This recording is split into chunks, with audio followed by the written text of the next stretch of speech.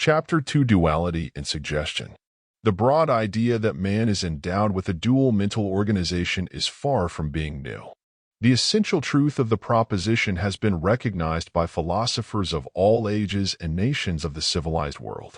That man is a trinity, made up of body, soul, and spirit, was a cardinal tenet in the faith of many ancient Greek philosophers, who thus clearly recognized the dual character of man's mental or spiritual organization.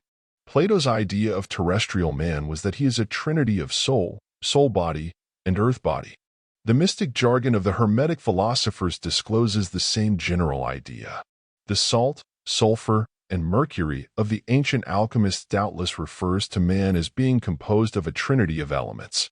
The early Christian fathers confidently proclaimed the same doctrine, as is shown in the writings of Clement, Origen, Tatian, and other early exponents of Christian doctrine. Indeed, it may be safely assumed that the conception of this fundamental truth was more or less clearly defined in the minds of all ancient philosophers, both Christian and pagan. It is the basis of their conception of God as a trinity in his personality, modes of existence, and manifestations, a conception of which Schelling says, "The philosophy of mythology proves that a trinity of divine potentialities is the root from which have grown the religious ideas of all nations of any importance that are known to us." In later times, Swedenborg, believing himself to be divinely inspired, declared that there appertained to every man an internal man, a rational man, and an external man, which is properly called the natural man. Again, he tells us that there are three natures, or degrees of life, in man: the natural, the spiritual, and the celestial. Of modern writers who accept the dual theory, Professor Wigan, Dr. Brown-Sequard, and Professor Proctor are notable examples. Numerous facts are cited by these writers, demonstrating the broad fact of duality of mind, although their theory of causation, based on cerebral anatomy, will not bear a moment's examination in the light of the facts of hypnotic science. In more recent years, the doctrine of duality of mind is beginning to be more clearly defined, and it may now be said to constitute a cardinal principle in the philosophy of many of the ablest exponents of the new psychology. Thousands of examples might be cited to show that in all the ages the truth has been dimly recognized by men of all civilized races and in all conditions of life. Indeed, it may be safely predicated of every man of intelligence and refinement that he has often felt within himself an intelligence not the result of education, a perception of truth independent of the testimony of his bodily senses. It is natural to suppose that a proposition, the substantial correctness of which has been so widely recognized, must not only possess a solid basis of truth, but must, if clearly understood, possess a veritable significance of the utmost importance to mankind. Hitherto, however, no successful attempt has been made since the above was written. Duprel's able and interesting work, entitled The Philosophy of Mysticism, has appeared, in which the dual theory is demonstrated beyond question by reference to the phenomena of dreams to define clearly the nature of the two elements which constitute the dual mind. Nor has the fact been recognized that the two minds possess distinctive characteristics.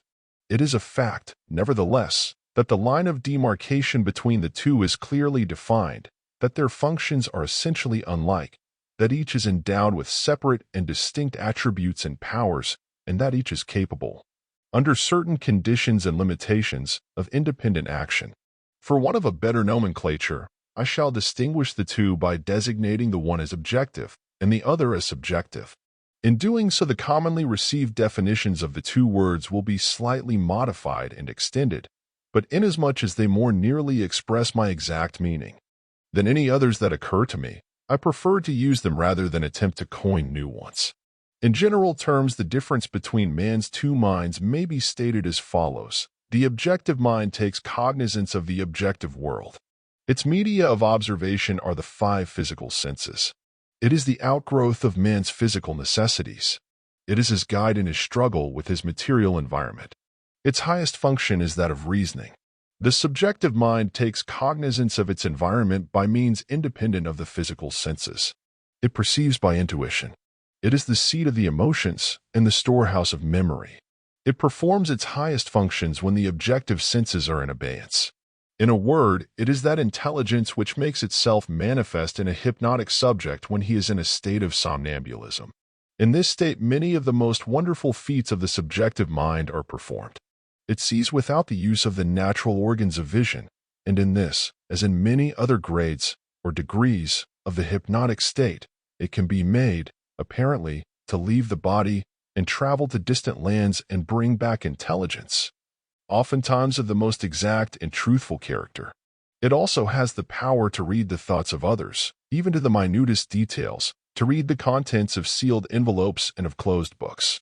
In short, it is the subjective mind that possesses what is popularly designated as clairvoyant power and the ability to apprehend the thoughts of others without the aid of the ordinary, objective means of communication.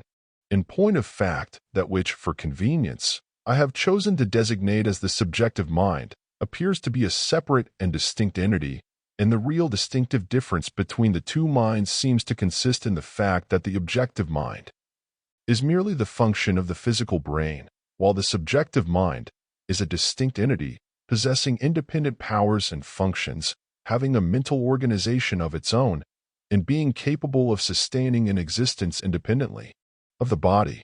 In other words, it is the soul. The reader would do well to bear this distinction clearly in mind as we proceed. One of the most important, as well as one of the most striking, points of difference between the two minds relates to the subject of suggestion. It is in this that the researches of the modern hypnotists give us the most important aid.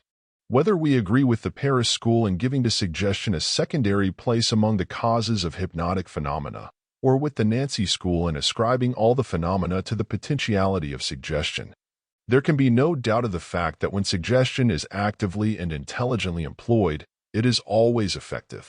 The following propositions, therefore, will not be disputed by any intelligent student of hypnotism.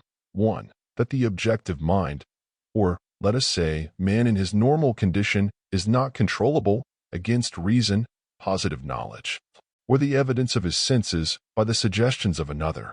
2. That the subjective mind, or man in the hypnotic state, is unqualifiedly and constantly amenable to the power of suggestion. That is to say, the subjective mind accepts, without hesitation or doubt, every statement that is made to it, no matter how absurd or incongruous or contrary to the objective experience of the individual. If a subject is told that he is a dog, he will instantly accept the suggestion and, to the limit of physical possibility, act the part duality in suggestion. Suggested. If he is told that he is the President of the United States, he will act the part with wonderful fidelity to life. If he is told that he is in the presence of angels, he will be profoundly moved to acts of devotion. If the presence of devils is suggested, his terror will be instant and painful to behold.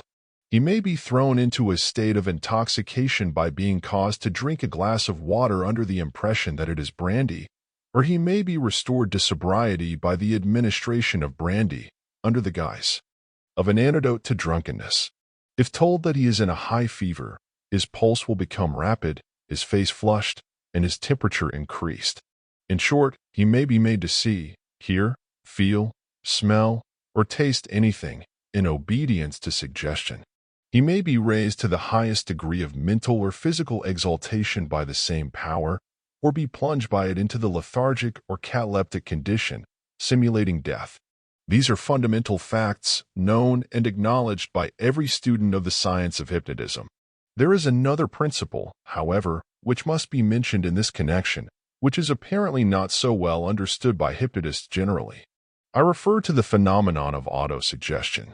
Professor Bernheim and others have recognized its existence and its power to modify the results of experiments in one class of hypnotic phenomena, but apparently have failed to appreciate its full significance. It is, in fact, of coextensive importance with the general principle, or law, of suggestion, and is an essential part of it. It modifies every phenomenon, and sometimes seems to form an exception to the general law. Properly understood, however, it will be seen, not only to emphasize that law, but to harmonize all the facts which form apparent exceptions to it. The two minds being possessed of independent powers and functions, it follows as a necessary corollary that the subjective mind of an individual is as amenable to the control of his own objective mind as to the objective mind of another. This we find to be true in 1,000 ways. For instance, it is well known that a person cannot be hypnotized against his will. As the hypnotic condition is usually induced by the suggestion of the operator, his failure is due to the contrary autosuggestion of the subject.